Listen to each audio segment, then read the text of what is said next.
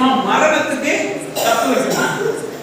அப்ப நீங்க உடனே சொல்லலாம், அது நமக்கு சாவு வருதுன்னா யாரு மாற்ற முடியும் அப்ப நீங்க நினைக்கலாம். ஆனா வேதம் சொல்லுது மரணத்துக்கு என்ன செய்யுமா? தப்பு வைக்கும் அப்படின்னு சொல்லுது. நீதியோ மரணத்துக்கு தப்பு வைக்கும். உத்தமனுடைய நீதி அவன் வழியை செவ்வாய்ப்படுத்தும். துன்மார்க்கனோ தன் துன்மார்க்கத்திலே விழுவான். உத்தமனுடைய நீதினா என்னது? அந்த நீதி மேல உறுதியா இருப்பது. ஹல்லேலூயா. அந்த நீதி மேல உறுதியா இருப்பதுதான் உத்தமமுள்ள நீதி. நமக்கு நீதியா எப்படி இருக்குது? இப்போ நீங்க நீதிமொழியில பார்த்தா நீதிமான் அப்படின்னு நிறைய ஆசீர்வாதம் போட்டிருக்கோம். நீதிமான் படையப்பான் செழிப்பான், நீதிமான் விழுந்தாலும் எழுந்திருப்பான், நீதிமான் நம்புகிறது வாய்க்கும், நீதிமான் செய்கிறதெல்லாம் வாய்க்கும், நீதிமானுடைய ஊற்று வாய் ஜீவ ஊற்று, இப்படி நிறைய நீதி போட்டிருக்கோம். அப்போ நீங்க இதெல்லாம் பார்க்கறதுல நீங்க யோசிக்கலாம், இதெல்லாம் நீதிமானுக்குரியது, இதெல்லாம் நீதி செய்கிறவர்களுக்குரியது அப்படின்னு சில பேர் சொல்றாங்க. படிச்சுட்டு போயிடுவாங்க. அதெல்லாம் யாருக்குரியது படிப்பாங்க. இந்த ஆசீர்வாதம் அவங்க படிக்கும் பொழுது நீ நீதிமொழிகளை எடுத்து படிச்சீங்க, இந்த ஆசீர்வாதம் உங்களுக்கு வருது, நீங்க என்ன யோசிப்பீங்க? இது நீதி செய்யறவனுக்கு தான் இது என்ன செய்யும்? சொந்தமா இருக்கும். இது நீதிமானுக்கு தான் சொந்தமா இருக்கும், நமக்கும் சொந்தமா அப்ப நீங்க நினைச்சா நீங்க அப்ப யாரா இருக்கீங்கன்னு நினைக்கிறீங்க? நீங்க அப்ப என்ன நினைவு உங்களுக்கு இருக்குது? அப்போ நான் நீதிமான் இல்லைன்னா அவன் யாருக்கும் துன்மார்க்கன். நான் எதுக்கு தகுதி இல்லவன் இல்ல அப்படி நீங்க நினைப்பீங்க. அப்ப நீங்க யாருக்கு என்ன தகுதி இருக்கிறீங்க நம்புறீங்க? நான் துன்மார்க்கனாக இருக்கிறேன் நம்பினா துன்மார்க்கத்துக்குரிய காரியங்கள் என்ன செய்யும்? நடக்க ஆரம்பிக்கும். அதுல துன்மார்க்குள்ள என்ன சொல்லிருக்கு? 5ல போட்டுருப்பாங்க, உத்தமனுடைய நீதி அவன் வழியை செவ்வாய்ப்படுத்தும், துன்மார்க்கனோ தன் துன்மார்க்கத்திலே விழுவான், தன் துன்மார்க்கத்தினா விழுவான். அப்போ நீங்க இப்படி இல்ல அப்படி நீங்க நினைச்சீங்கன்னா அந்த ஆசீர்வாதம் உங்களுக்கு தங்காது. ஏன்னா அதை நீங்கள் ஏற்றுக்கொள்ள இல்லை. ஏன் ஏற்றுக்கொள்ள முடியும்னா உங்கள் மனம் உங்களை குற்றப்படுத்துகிறது. என்ன செய்யுது உங்க மனம்? நீ தகுதியிலவே இல்லை, நீ என்ன செய்யல ஒழுங்கா இப்படி நீ ஆண்டவர்களே இல்லை, அதனால உனக்கு இது கிடையாது அப்படின்னு என்ன செய்யுது? குற்றப்படுத்துகிறது. இது எந்த நீதியில குற்றப்படுத்தும்னா சுய சொந்த நீதி ஒரு மனிதன் நினைப்பான் அவனை குற்றப்படுத்தும். ஆனா வேதம் சொல்லுகிறது கிறிஸ்துவுக்குள்ளானவர்களுக்கு 1 கொரிந்தியர் 1ஆம் அதிகாரத்துல 31ஆம் வசனத்துல என்ன சொல்லுது?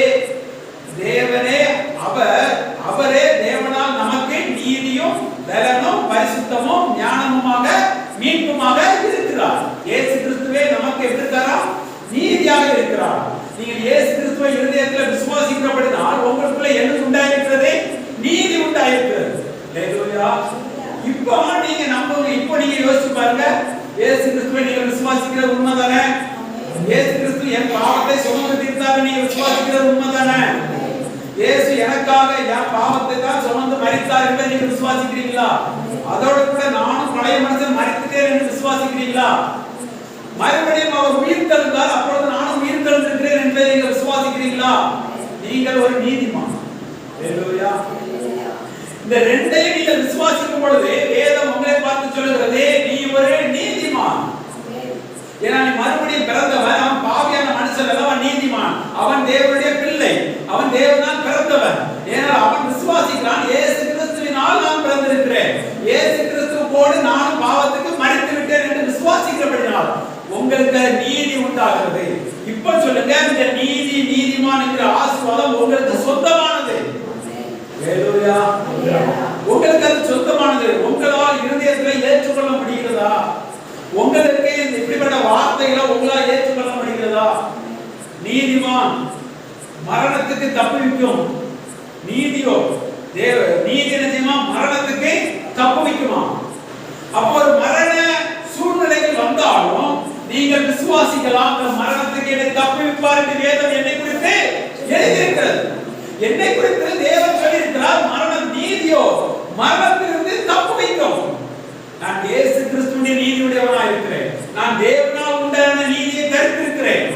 நம்மளுடைய நீதி சொந்த நீதி கிடையாது, தேவனுடைய நீதி. நமக்கு நல்லா புரிந்து கொள்ளுங்க. ஒரு கிறிஸ்தவன், கிறிஸ்து உள்ள இருக்கிறவங்களுக்கு என்னன்னா எல்லாமே கிறிஸ்துவே இருக்கிறார். உங்களுக்கு நீதியும் அவர்தான், உங்களுக்கு மீட்பும் அவர்தான், உங்களுக்கு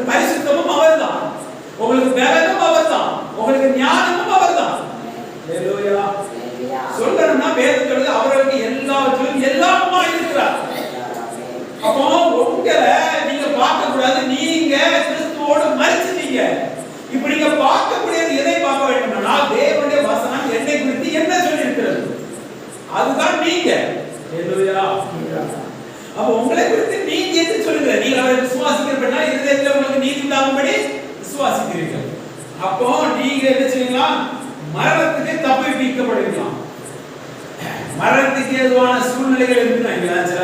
சில பேருக்கு இந்த கொரோனா வந்த புதுசுலாம் சில அவ்வளவுதான் இவ்வளவு ஏறிட்டு அவ்வளவுதான் முடிஞ்சிச்சு அப்படின்னு சொல்லுவாங்கன்னா அந்த அந்த நோயாளி இருக்கிற பாருங்க, அந்த நோயாளி இந்த வார்த்தையை விசுவாசிப்பான்னா அந்த நோயாளிக்குள்ள இந்த வார்த்தை கிரியைகளை செய்யும்.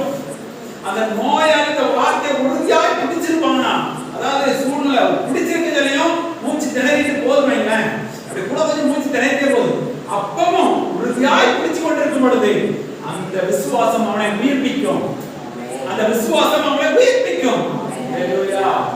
நீங்க ஒரு பிரச்சனைக்கு மத்தியில நிற்கிறீங்க, அப்பொழுது வசனத்தை நினைக்கிறீங்க. அவர் சொல்லியிருக்கார், என்னுடைய சமாதானத்தையே உங்களுக்கு தருகிறேன் என்று சொல்லியிருக்கிறார். ஆனபடியால் எனக்குள்ள அவருடைய சமாதானத்தை தந்திருக்கிறார். சமாதானத்துக்கு விரோதமான எதுவும் எனக்குள் நடக்க முடியாது என்கிற நீங்கள் உறுதியாய் இருக்கீங்களா? நீங்க ஃபர்ஸ்ட் அப்படி நினைக்கிறதுல உங்களுக்கு சமாதானத்துக்கு விரோதமான சூழ்நிலை எழும்புறது போல இருக்கும், சுற்றி எழும்புறது போல இருக்கும். உடனே நீங்க வசனத்தை மறந்துட்டு உலகத்தை பார்க்க கூடாது, சூழ்நிலை பார்க்க கூடாது. வசனத்து மேலே உங்க நம்பிக்கை வைக்கணும். எனக்கு அவர் சொல்லிருக்கார், என்னுடைய சமாதானத்தை உங்களுக்கு தருகிறேன் என்று சொல்லியிருக்கிறார். எனக்கு சமாதானம் ஆக்கினி அவர் மேல் வந்திருக்கிறது. ஆனால் எனக்கு சமாதானம் உண்டாயிருக்கும்.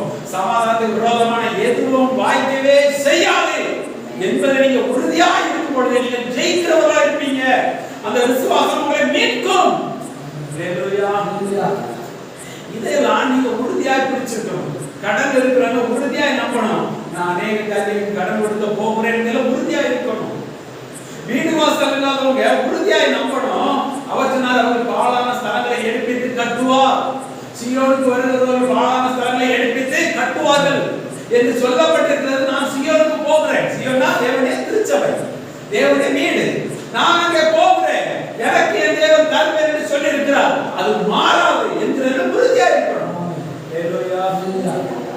குழந்தை இல்லாதவங்க விசுவாசிக்கணும், அவர் என்னை மலடாக்க மாட்டார். அந்த உருவாக்குற வாக்குத்தத்தத்திலே சொல்லப்படுது, கர்ப்பத்தின் கனியை ஆசீர்வதிப்பேன் சொல்லப்படுது. அப்போ மலடா இருப்பது இல்லை என்றதை அவர்கள் விசுவாசிப்பார்கள். அவர்களுக்குள்ளே கர்ப்பம் உண்டாகும், அந்த கர்ப்பம் உயிர்ப்பிக்கப்படும். இதுதான் ஆபிரகாமின் வாழ்க்கையிலும் சாராளின் வாழ்க்கையிலும் நடந்தது. அவர்கள் தான் ஜெயிக்கிறவர்கள், அவர்கள் தான் இந்த உலகத்தை ஜெயிக்கிறவர்கள், அவர்கள் தான் நியாயப்பிரமாணத்திலே அவர்கள் மிகப்பெரிய பதவியில இருப்பார்கள், மிகப்பெரிய ஸ்தானத்தில் தேவன் வைப்பார். ஹalleluya. அவர்கள் வெற்றி பெற்றவர்களாக இருப்பார்கள். நீங்க விசுவாசிக்கிறீங்க, சூழ்நிலை வேற மாதிரி போயிட்டு இருக்குது, நீங்க விசுவாசம் உறுதியா இருக்கீங்கன்னா நீங்க தான் வெற்றி பெற்றவர்கள். முடிவு உங்களுக்கு வெற்றியாகவே இருக்கும். நீங்க செய்யறதெல்லாம் வாய்ப்பு, நீங்க நம்புறது நடக்கும். ஹalleluya. இதுல உறுதியா இருக்கும் பொழுது நீங்க வெற்றி பெற்றவர்களாக இருப்பீங்க. அதே 18